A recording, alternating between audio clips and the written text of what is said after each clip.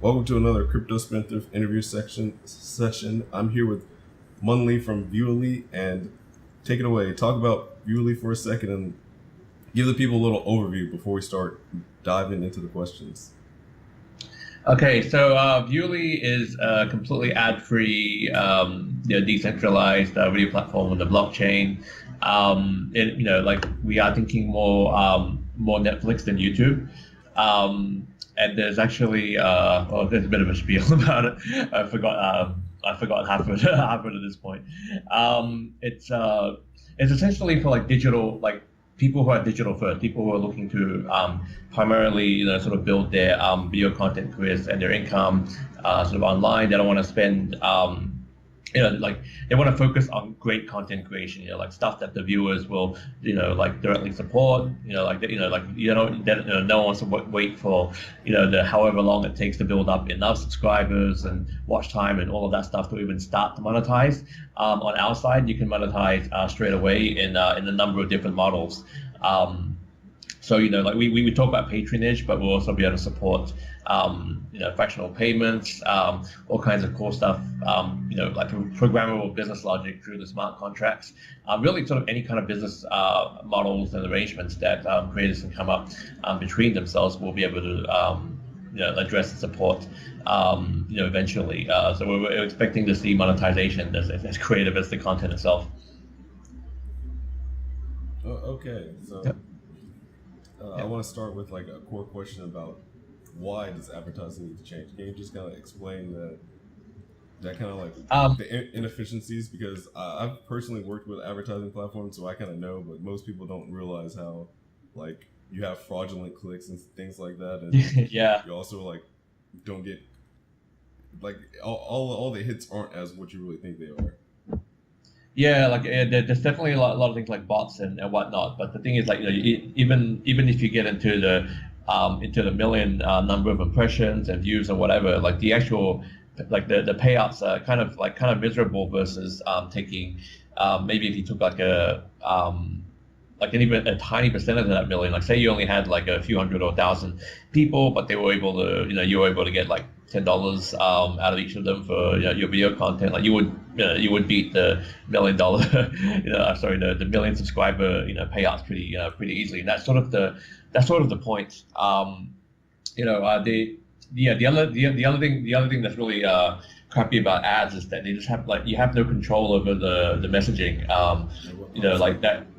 Yeah, like when actually like for me when I first started doing putting up like sort of AdSense blogs myself, I had no idea how the industry worked. I actually thought that you could curate the ads, like you could choose your advertisers. They'd be like I could actually go through the inventory and find the brands I wanted to work with, and then I found that I had no control. And so like, how on earth does this work? Like it clearly isn't working. Everyone's blocking it. How does the industry still exist?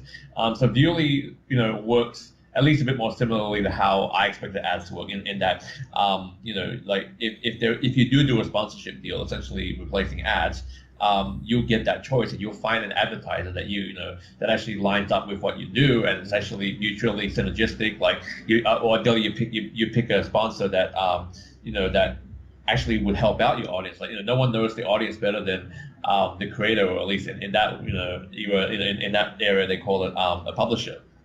All right, like that just always like what the heck, you know. Anyway, those are sorts of the key things. The other thing is, I guess, like advertising is really inefficient to monetize content when you really have like a niche or specialized audience that really isn't going to go much bigger than that. Like without really diluting what you do. Especially sometimes niche audiences only want to talk about that one specific thing, but you end up having to deal with ads that are completely unrelated. Yeah, but even then, it's a better play often to really master that niche and become like one of the top players in it, and then you can, then your direct support usually even at a Patreon level can usually beat out what you make in ads. Yeah. Yeah. So let's kind of compare some platforms first, like to bring it in for more familiar. People are more familiar with the big things like YouTube, Twitch, and Patreon. We already kind of touched on like YouTube and how AdSense is kind of one of the worst kind of forms. But then We also have Yeah. Twitch and Patreon, which they have like the subscriber based models. Yep. Okay, so you want me to go into what's one of those? Yeah. Okay. The biggest thing that's wrong with those is that a lot of people don't necessarily want to subscribe. And if they do, they may not want to subscribe for the numbers that Patreon, I'm not sure about Twitch, but at least with Patreon, most people like to subscribe for under $5. We have this statistics on that in other articles, but Patreon, because they're using the credit card fees model, they need it over $5 and even into the $10 range, just so that they still make something, or everyone still makes something, like after the fees are taken away. That's not an issue with us going with the blockchain approach, because especially with the chain that we're planning to build on, EOS, transactions become, the transaction capacity is huge. It's practically free. So even when we take like a quote unquote symbolic cut that sort of covers our operational side, we still expect it to be less than 5%. And again, things like it opens the door up to things like pay what you want, fractional payments. So even if we, if somebody does a deal where they're spending like $10 worth of view tokens a month, and if there are enough creators that are opening up themselves to, pay what you want, and we get millions of them, even if somebody's putting in, like 40 cents or even fractions of a cent, you get enough of that adding up at a web scale level, and it might still not be chump change.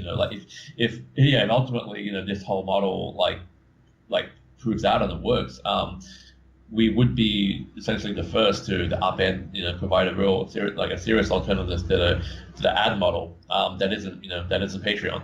I would argue that Patreon isn't even really superior to ads. The scales really badly. Like most people seem to most people don't even apparently don't even make more than $100 a month. According to some of these articles. It's like how does that happen? How does that happen? Especially when you have subscribers being pushed into $5 tiers and up. It means that you really.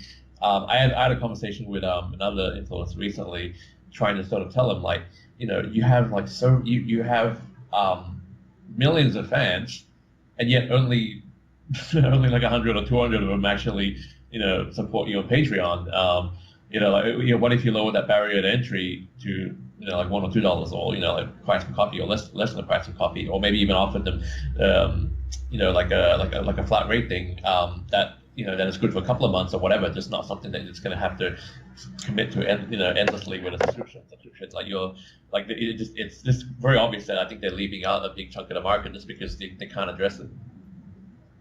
Yeah, and another thing with Patreon is when you're kind of on the smaller side, it doesn't really help you out much, because most people really benefit from Patreon when they already have an existing audience that they can push onto Patreon. Yep. So there's kind of a problem with getting that exposure and for it to actually grow. Yep. So would you say that would be kind of a benefit from Viewerly? It's kind of like an all-in-one platform in that kind of sense? Yeah, like we do kind of simultaneously take on everyone at once. The reason I sort of paused out there because we just announced the airdrop thing, and we got we doubled the numbers. We have 9,000 people in the Telegram now. Yeah, it's just on the blog. How many of them will convert? We don't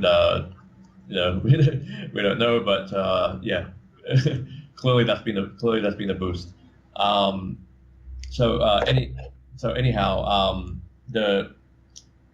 back to sorry, I was a bit distracted there. Going back to the original question, could you repeat the question?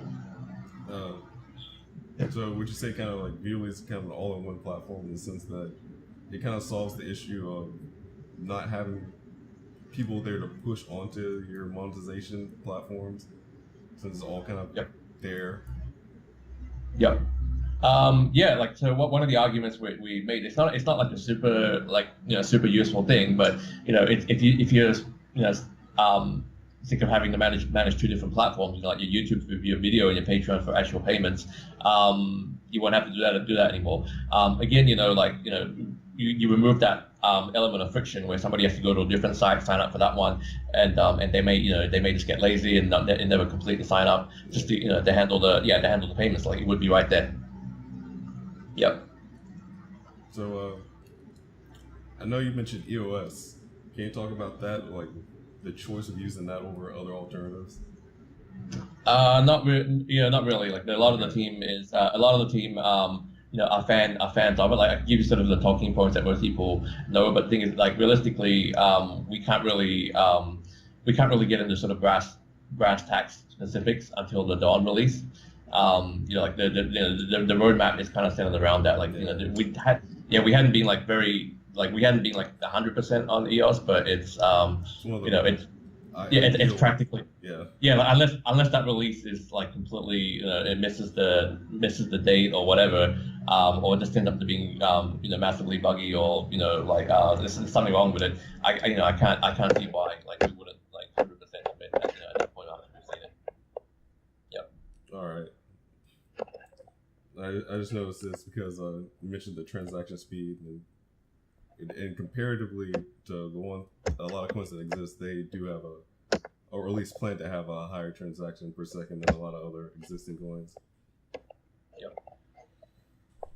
I mean, like that's the thing is the transactions per second. Like I remember seeing something about how like you look at sort of the transactions per second throughout the entire blockchain universe, and EOS and Steemit are basically killing the main coins, and in terms of the capacity, it hasn't even scratched like 0.1%.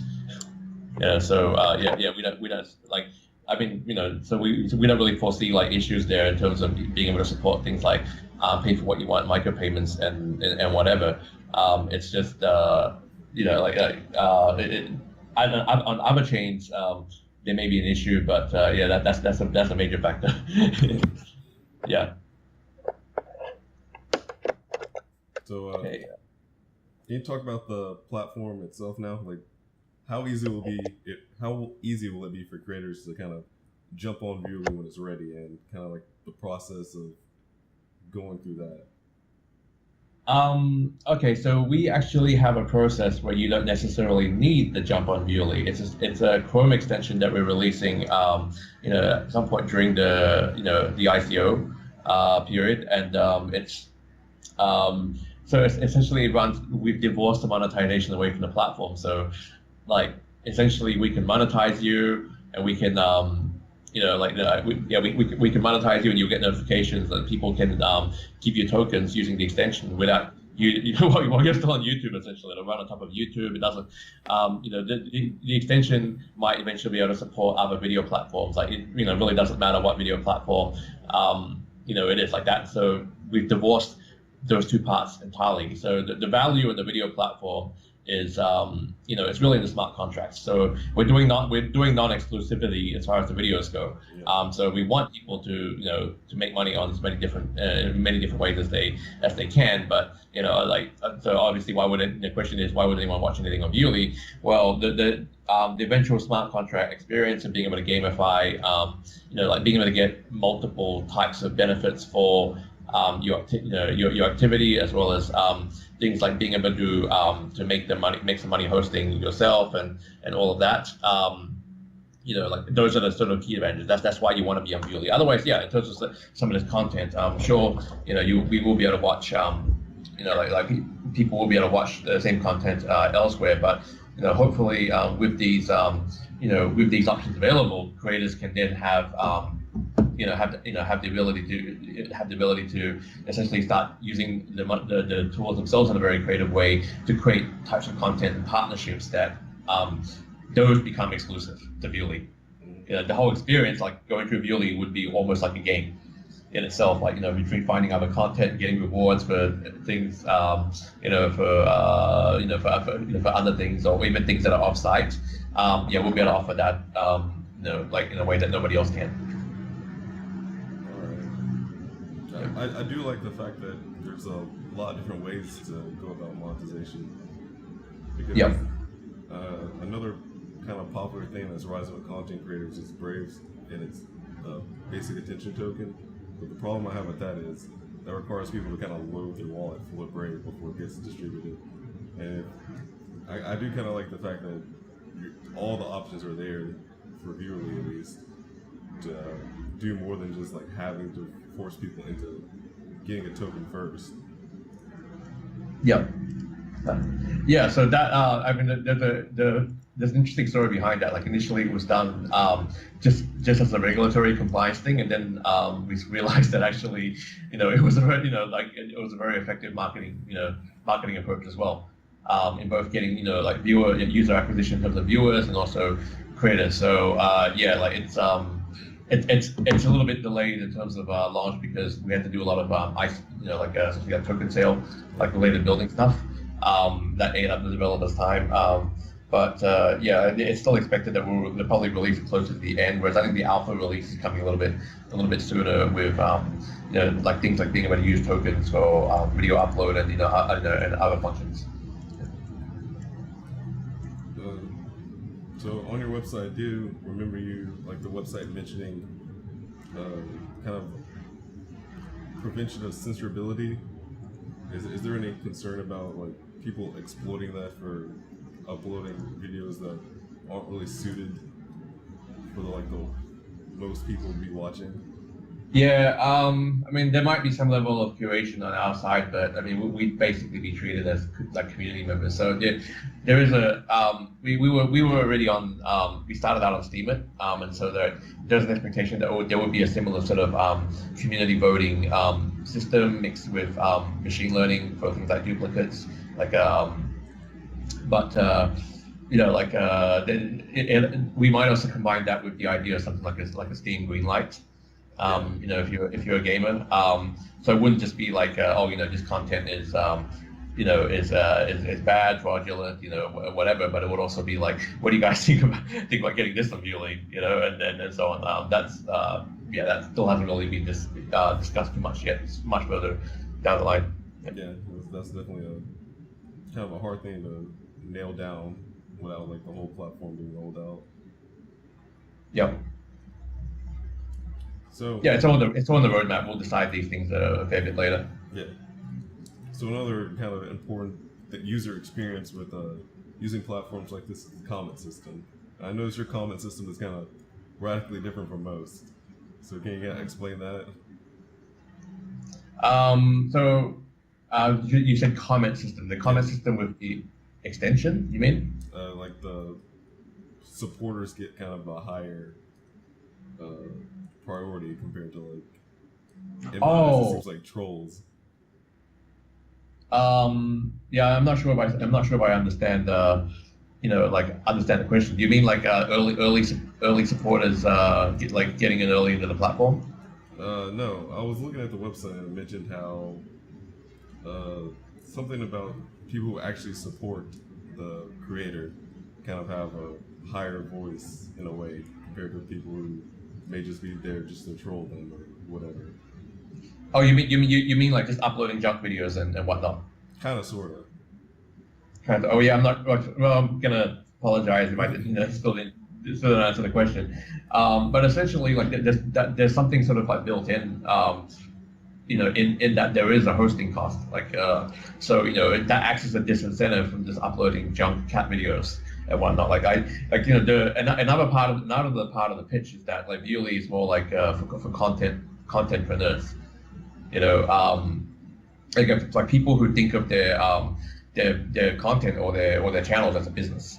So this is actually not our marketing spiel. It was something that came out of a community article that was really on point. But basically, like if you upload, a video on Munly, you kind of, you would kind of expect it to make you money. Otherwise, it's just going to be costing you money. Yeah. Yeah. So ideally, it's evergreen content in a direct support sort of way. People motivated to kind of create their own relatively original content rather than just re-uploading whatever. Well, I mean, like re-uploading isn't necessarily bad. Like I've been told by some of these community guys that it's just that you have they've been storing this backlog of content they spent a lot of money producing and that they would just never get it back from ads. And some of them, like, they've just been waiting for a platform like Munly to put the stuff on, where they just know that the only way they're going to be able to get their money back, even break even on it, is just by charging directly. Like, they're not expecting to have, 1 million fans or anything, but even just like a few hundred or a few thousand, and and they'd already see a return or a profit. That sort of leads me to I guess like another point where you have platforms like Hulu and Netflix that are kind of like all you can eat. They commission stuff, but there's not, like the creators may see like a shared royalty, like platform-wide royalty from that. I'm actually not sure about the business terms, but like overall, like there actually isn't one for video.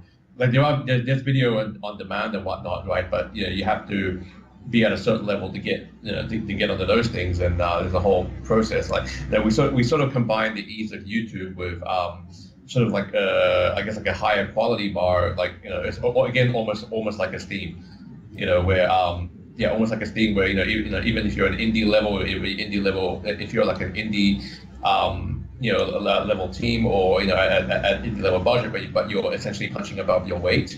And people just think that your stuff is amazing, and you should be able to do well on Munly.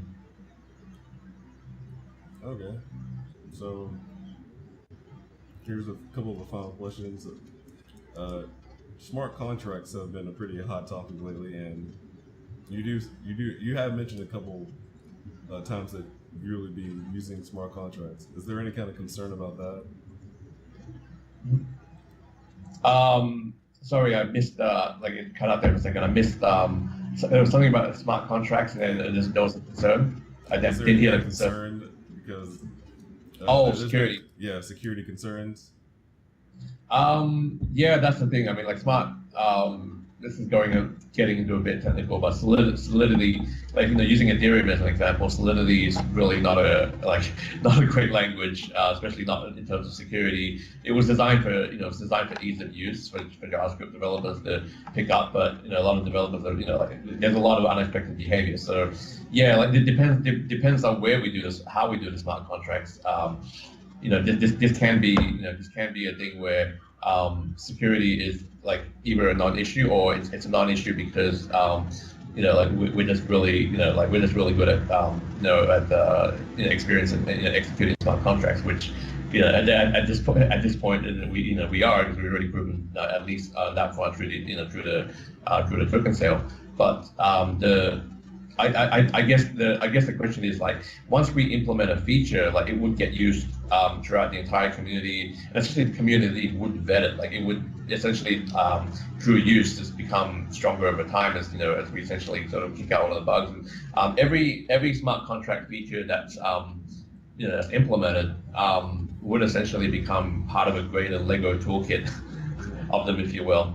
Like actually there is a screenshot that our PR didn't want because they were didn't advise us to share out yet. Previews this a bit, but they didn't advise us not to share it out because there's still some stock photos to replace. That's really the only thing. I might be able to share that with you. You can have a link in the podcast once we clean that up. I think if your viewers are more interested, I've been wanting to get that cleaned up for a little while now, since we've had other things come up as priorities. And final thing, what do you personally think that creators can benefit most from using Munly? Either like the monetization, or just being able to have another platform where they can put their content on. Like, what do you think is the biggest benefit? The biggest benefit is that you're just gonna be able to get paid. We honestly believe that they're going this way, offering people like the largest amount of possible monetization options, combined with reducing reducing what the platform has to pay in terms of the cost, and ultimately what the creators have to pay in terms of the cost of the commission down to practically nothing. We expect those to be the strongest selling points. And I guess the other thing is, if you look at the creator list that we've announced, we've announced the kind of talent that you'd expect to normally have to pay to see, or at least some network would have would have commissioned them. And then then they make their money back. Obviously, selling that content out, in the form of VOD or ads or whatever. But so there's a bit of a mix there, along with some YouTubers who are able to already command this a more modest level of support. So it's the common thing with all of them is that everybody really would ideally like to be digital first, but haven't really had the right platform sort of come along. And I guess the other thing is that all of them have a track record of getting paid already, like paid directly in the past or currently or whatever. So at least we know that ultimately. There are a lot of these things like makeup videos and cat videos that nobody would ever pay for. Likes are cheap. Likes are free. just like Caucus, right? But then when you actually get down to who actually pays, right, and for what? Like for example, Stephen Fletcher, I got him on board just because I found his Commodore. He made a documentary about the 8-bit era. I'm aging myself here, but the Commodore 64 and the whole company, the Amiga, all of them, it's a very niche thing. But for people that grew up in the era and especially grew up as a nerd, with programming and playing games and those things like I did, it just nailed my particular niche. I put up the maximum Kickstarter tier then I also told them I'm gonna come on board, we'll get you on board and I'll throw you some more few tokens along, on top of that. And that's the story that we want for with Munly is essentially you may not hit you may not hit these massive mainstream numbers, but you also might not have to. Because again, I don't know what, I would love to get some of these numbers where if you're getting $100 a month on YouTube, what are the numbers you need to hit just to get that? Because that guy got almost 100 from me, just the one guy. So how much more of this is possible, out there? It was already done, by the way. The Kickstarter was funded already. He'd already produced the documentary and all the stuff for it. It was essentially just like a pre-sale for him. And I wanted to do it to support him, and that's exactly the kind of story that Munly, ideally needs to be telling a lot more when we get ready. All right. Well, usually the end's for an ad plug for you to talk about whatever, but it seems like you kind of did a good advertisement right there. But I'll let you know again if you want. Geez, that really puts me in the spot because I hadn't. I did a very good explanation of why to use Munly. I hadn't thought it through, but I guess the other way to think it through is based the way I guess the way everyone from serious filmmakers comedians musicians, artists, whatever, everyone seems to be kind of peer oriented, and the lineup is supposed to be a bit of a shot across the bow at the intention, the kind of lineup that that we're looking to do. So if you're a creator out there and you're just seeing seeing things like Emmys and BAFTAs and people that are just veterans or YouTubers that are really not really true YouTubers in the sense that they're not really looking to do viral page consumption, but they're really looking just to be just put out great serious work. Hit us up. A lot of people on YouTube just because it's the default option and has the audience there, but not everyone's a great fit for YouTube. Yeah. And there's plenty of room in the video space in general, not just talking about blockchain and decentralized video. So the last thing actually I want to say is I've been hammered on the head over the head by actually one of our other creators that I should describe it this way: Vimeo 2.0. Vimeo 2.0.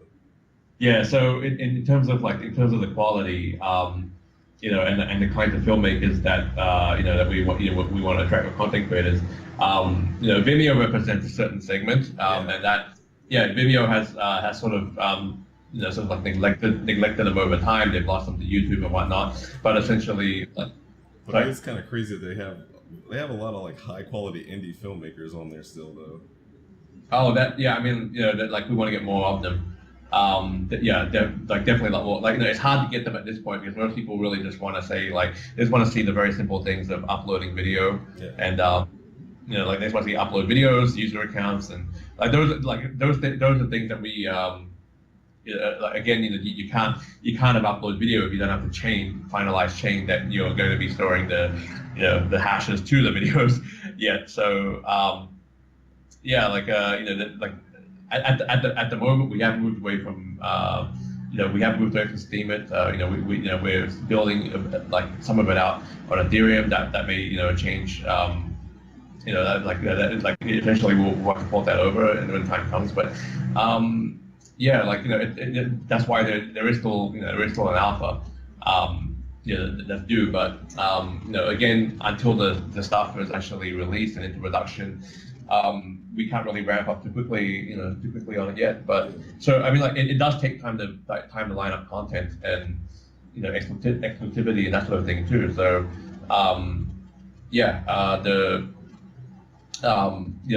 guess that's why we're talking to people now. I've described it as a bit of a pre-partner program. All right, well, it was great to have you, Munly, and talking about Viewerly. Really seems like a platform here to help content creators, especially content creators who aren't just making generic clickbait like most on YouTube. So that's appreciative. Yeah, it's the anti clickbait. So yeah. So I'm glad to have you, and I'd love to have you sometime in the future, like after you've launched and Viewersly been established for a while. So maybe in the future I could get you and maybe the other guy I kind of miss on at the same time. Yeah. I think that would be great. All right. Great talking to you too, Cameron. All right. This has been another Crypto Spendthrift interview session, and rate the podcast like usual, and see you next time.